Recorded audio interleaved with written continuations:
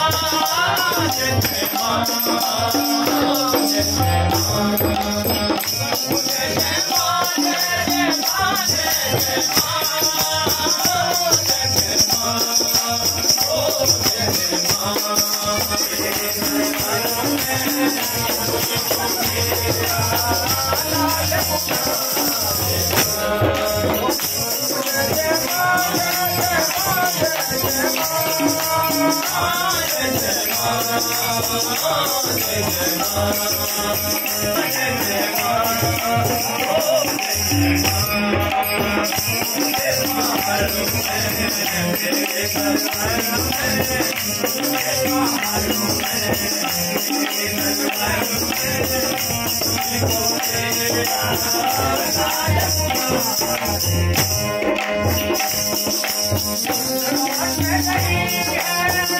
không bỏ lỡ